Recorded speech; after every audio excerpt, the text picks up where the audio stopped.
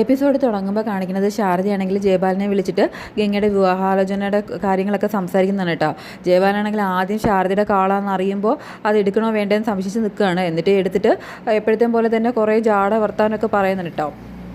അപ്പോൾ ശാരദ പറയുന്നുണ്ട്, ജയബാലേട്ടൻ ഞാൻ സിനൂപിൻ്റെ കാര്യം പറയാനായിട്ട് വിളിച്ചത്. അപ്പോൾ ജയബാലൻ പറയുന്നുണ്ട്, അതിലെന്താ ശാരദ ഇത്രയ്ക്ക് പറയാനുള്ളത്? സിനൂബി നല്ലൊരു ചെക്കനാണ്, അതുമാത്രമല്ല അവർ നല്ല കൂട്ടരാ, ഈ വിവാഹം എത്രയും പെട്ടെന്ന് നടത്തുന്നതാണ് നിങ്ങൾക്ക് നല്ലതെന്ന് പറയാണ് കേട്ടോ. അപ്പോൾ ശാരദ പറയേണ്ടത് അതില്ല, സിനൂബിന് നല്ല പ്രായമുണ്ടല്ലോ, അതുമാത്രമല്ല സിനൂബിന് എന്തോ മാനസിക പ്രശ്നം ഉള്ളതായി തോന്നുന്നുണ്ട്. അപ്പോൾ ജയബാലന് ദേഷ്യം വരട്ടെ. അപ്പോൾ ജയബാലൻ പറയണം, ആര് ശാരദയോട് ഇങ്ങനെയൊക്കെ പറഞ്ഞത്? കാവേരിയാണോ? ഇത് ശാരദ കാവേരിയുടെ പൊട്ടത്തരമൊന്നും കേട്ടിട്ട് ശാരദ ഈ വിവാഹം വേണ്ടെന്ന് വെക്കണ്ട. സിനൂബെ നല്ലൊരു ചെക്കനാണ്, നല്ല കാര്യപ്രാപ്തിയുള്ള ആളാണ്. സിനൂബ് ആ കുടുംബത്തിലോട്ട് വന്നു കഴിഞ്ഞാൽ എല്ലാ കാര്യങ്ങളും അവൻ തന്നെ കൃത്യമായിട്ട് നോക്കി നടത്തിക്കോളും.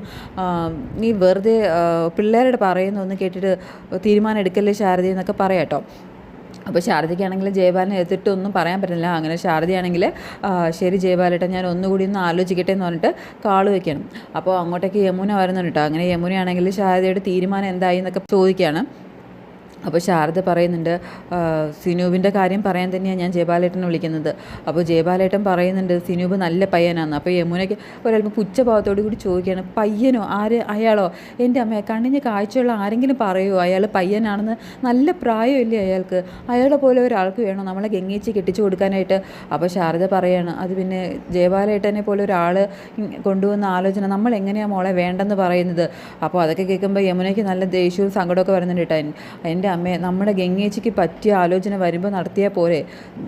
വെറുതെ അമ്മ ജയബാലൻ പറയുന്നതൊന്നും കേട്ടിട്ട് വിവാഹം നടത്തി ഗംഗേച്ചിയുടെ ജീവിതം തുലയ്ക്കല്ലേ എന്നൊക്കെ പറയാണ് കേട്ടോ. എന്നാൽ ഇതൊക്കെ ആണെങ്കിൽ ഗംഗ മാറി നിന്ന് കേൾക്കുന്നുണ്ട്.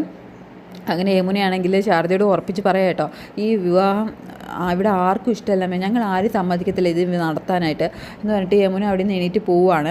അങ്ങനെ എണീറ്റ് അകത്തോട്ട് വരുമ്പോൾ ഗംഗ അവിടെ നിൽപ്പുണ്ടാവും കേട്ടോ. അങ്ങനെ യമുനയാണെങ്കിൽ ഗംഗയോട് പറയുന്നുണ്ട്, ചേച്ചി വിഷമിക്കണ്ട, ഞങ്ങൾ ആരും സമ്മതിക്കത്തില്ല ഈ വിവാഹം നടക്കാനായിട്ട്.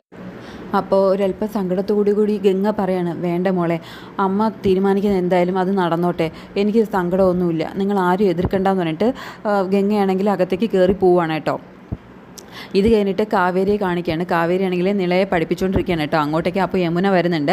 അങ്ങനെ യമുനയാണെങ്കിൽ കാവേരിയോട് പറയണം, എൻ്റെ ചേച്ചി ദേ ജയബാലൻ അങ്കിൾ പറഞ്ഞതൊക്കെ കേട്ടിട്ട് അമ്മ ഗംഗേച്ചി പിടിച്ചിരുത്തി വിവാഹത്തിൻ്റെ സമ്മതം വാങ്ങിക്കുക. അപ്പോൾ കാവേരി പറയുന്നുണ്ട്, ഈ ജയബാലൻ എന്തിനാണ് നമ്മൾ ആ കാര്യത്തിലൊക്കെ ആവശ്യമില്ലാണ്ട് ഇടപെടുന്നത്? അയാളെ ബോംബ് വെച്ച് കൊല്ലുക വേണ്ടത്.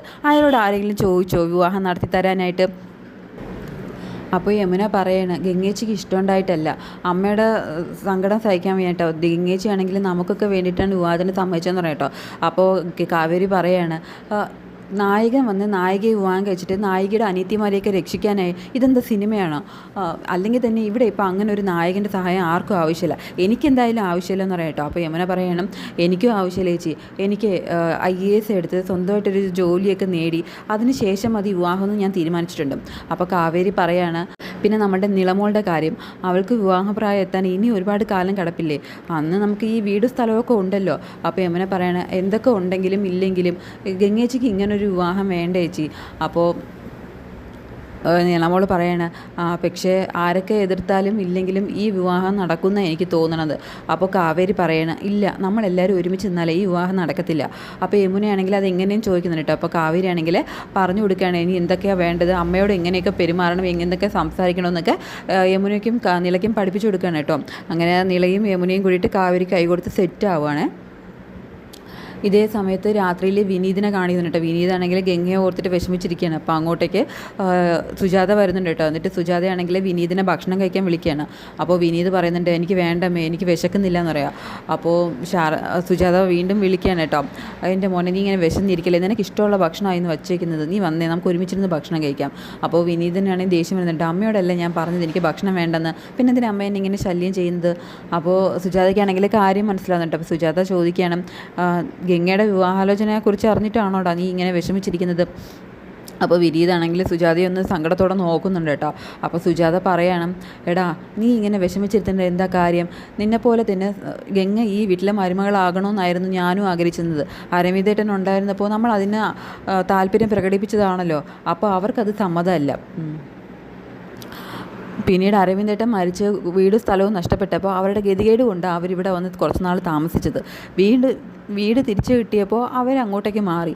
ഇനി എന്തിനാ അവർക്ക് നിന്നെപ്പോലെ ഒരു അയ്യോ പാവത്തിന്? എടാ, ഇനിയെങ്കിലും നീ ഒരു സത്യം മനസ്സിലാക്കുക, അവർക്ക് നിന്നെ വേണ്ട. അതൊക്കെ കേൾക്കുമ്പോൾ വിനീതിന് നല്ല സങ്കടം തോന്നുന്നുണ്ട്. എന്നിട്ട് സുജാതയാണെങ്കിൽ പറയാണ്, കഴിഞ്ഞ ദിവസം കൂടി ഞാൻ അമ്മയെ വിളിച്ച് ഗംഗയുടെ വിവാഹ കാര്യത്തെക്കുറിച്ച് സംസാരിച്ചതാണ്. നമുക്കിപ്പോഴും ആ വിവാഹത്തിൽ താല്പര്യമാണെന്നും ഒരു രൂപ പോലും സ്ത്രീധനം വേണ്ടെന്നും ഞാൻ അമ്മയോട് പറഞ്ഞതാണ്. പക്ഷേ എടാ, അവർക്ക് ഇഷ്ടമല്ല നിനക്ക് ഗംഗയെ കെട്ടിച്ച് തരാനായിട്ട്. ഇനിയെങ്കിലും നീ അത് മനസ്സിലാക്കുന്നതൊക്കെ പറഞ്ഞ് വിനീതിൻ്റെ മനസ്സ് മാറ്റാനായിട്ട് നോക്കുകയാണ് കേട്ടോ. അടുത്ത ദിവസം രാവിലെ ആകുമ്പോൾ ജയബാലനാണെങ്കിൽ രാജേശ്വരി കാണാനായിട്ട് റിസോർട്ടിലേക്ക് വരുന്നുണ്ട്. ആ സമയത്ത് ജയബാലനാണെങ്കിൽ കാവ്യയെക്കുറിച്ച് പറയണം കേട്ടോ.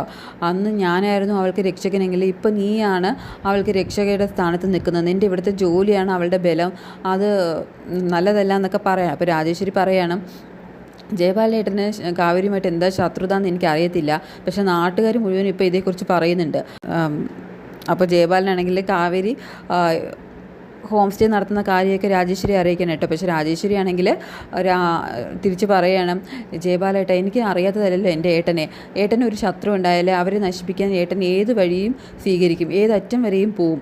അതുകൊണ്ട് തന്നെ കാവേരിയുടെ ഈ ഹോം സ്റ്റേയുടെ കഥയൊന്നും ഞാൻ അങ്ങനെ വിശ്വസിക്കുന്നില്ല. പിന്നെ കാവേരി പ്രശ്നക്കാരിയാണെങ്കിലും ഇവിടെ അവൾ നല്ല രീതിയിൽ തന്നെ ജോലി നോക്കുന്നുണ്ട്. ഞാൻ പറഞ്ഞത് നിനക്ക് വിശ്വാസമായില്ലെങ്കിൽ സാരമില്ല, പക്ഷേ എപ്പോഴെങ്കിലും ഒരിക്കലേ അബദ്ധം പറ്റിപ്പോയി ജയബാലേട്ടാന്ന് പറഞ്ഞ് നീ എൻ്റെ മുന്നിലേക്ക് വരരുത്. എന്തായാലും ഞാൻ നിനക്കൊരു വീഡിയോ സെൻഡ് ചെയ്തിട്ടുണ്ട്, നീ അതേ സൗകര്യം പോലെ അതൊന്ന് കാണുന്നുണ്ട്. ജയബാലൻ അവിടെ നിന്ന് പോവുകയാണ് കേട്ടോ. അങ്ങനെ ജയബാലൻ പോയതിന് ശേഷം രാജേശ്വരി ആണെങ്കിൽ ആ മൊബൈലിൽ വീഡിയോ എടുത്ത് നോക്കുകയാണ്. അങ്ങനെ നോക്കുമ്പോഴാണെങ്കിൽ കാവേരി ആണെങ്കിൽ അവളുടെ ഹോം സ്റ്റേ നടത്തുമ്പോൾ ക്യാമ്പ് ഫയർ ഒക്കെ നടത്തിയിട്ടുണ്ടാവില്ല, അതിൻ്റെ വീഡിയോ ആണ് കേട്ടോ. അങ്ങനെ അത് കാണുമ്പോൾ ജയബാലൻ പറഞ്ഞത് സത്യമാണെന്ന് രാജേശ്വരിക്ക് മനസ്സിലാവണമെങ്കിൽ രാജേശ്വരിക്കാണെങ്കിൽ നല്ല ദേഷ്യം തോന്നുന്നു കേട്ടോ കാവേരിയോടും. ഇത് കഴിഞ്ഞിട്ട് ശാരദയെ കാണിക്കാനായിട്ട്, ശാരദയാണെങ്കിൽ രാവിലെ ന്യൂസ് പേപ്പറൊക്കെ വായിച്ചിട്ടിരിക്കുകയാണ്. അപ്പോൾ അങ്ങോട്ടേക്ക് യമുന വരുന്നുണ്ട് കേട്ടോ. അപ്പോൾ യമുനയാണെങ്കിൽ എന്തോ തേടുന്നത് കണ്ടിട്ട് ശാരദയാണെങ്കിൽ യമുനയുടെ കാര്യം തിരക്കുന്നുണ്ട്. അപ്പോൾ യമുനയാണെങ്കിൽ ശാരദ അടുത്ത് നിൽക്കുന്നത് പോലും മൈൻഡ് ചെയ്യാതെ ശാരദയെ നല്ലതുപോലെ അവോയ്ഡ് ചെയ്യുന്നുണ്ട് കേട്ടോ. അപ്പോൾ യമുനയാണെങ്കിൽ ഗംഗയെ വിളിക്കാൻ കേട്ടോ. ഗംഗേച്ചി, എൻ്റെ കോളേജ് ബാഗ് കണ്ടോ, എനിക്ക് കോളേജിൽ പോകാൻ ലേറ്റായി എന്നൊക്കെ പറഞ്ഞിട്ട് ഗംഗയെ വിളിക്കണം. അങ്ങനെ ഗംഗയാണെങ്കിൽ കോളേജ് ബാഗ് കൊണ്ട് കൊടുക്കുന്നുണ്ട്. അപ്പോൾ ശാരദയാണെങ്കിൽ യമുനയുടെ കൈ പിടിച്ചിട്ട് ചോദിക്കണം, എന്താടി ഞാനിവിടെ നിൽക്കുന്നത് നീ കണ്ടില്ലേ, നിന്നോട് എത്ര നേരമായിട്ട് ഞാൻ കാര്യം തിരക്കുന്നുണ്ട്, നിനക്കെന്താ എന്നോട് മറുപടി പറഞ്ഞില്ല. അപ്പോൾ യമുനാണെങ്കിൽ ശാരദയെ എതിർത്ത് സംസാരിക്കുകയാണ് കേട്ടോ. അങ്ങനെ ശാരദയ്ക്കാണെങ്കിൽ അത് കേൾക്കുമ്പോൾ നല്ല സങ്കടം തോന്നുന്നുണ്ട്. രാവിലെ ഭക്ഷണം കഴിക്കാൻ ഇരിക്കുമ്പോഴും യമുനയാണെങ്കിൽ ശാരദയോട് വല്ലാതെ കയർത്ത് സംസാരിക്കുന്നുണ്ടായിരുന്നു. ശാരദ ഇനി അവരുടെ കാര്യങ്ങളൊന്നും നോക്കണ്ടെന്നും ശാരദയെ കാണുന്നത് പോലും അവർക്ക് ഇഷ്ടമല്ലെന്നൊക്കെ പറഞ്ഞിട്ടുണ്ടല്ലോ. അതെല്ലാം ശാരദ ഓർക്കുകയാണ് കേട്ടോ. ഇങ്ങനെ അവരൊക്കെ പുറത്തേക്ക് പോയി കഴിയുമ്പോൾ ശാരദയാണെങ്കിൽ അത് ഓർത്തിട്ട് പൊട്ടിക്കരയാണ്.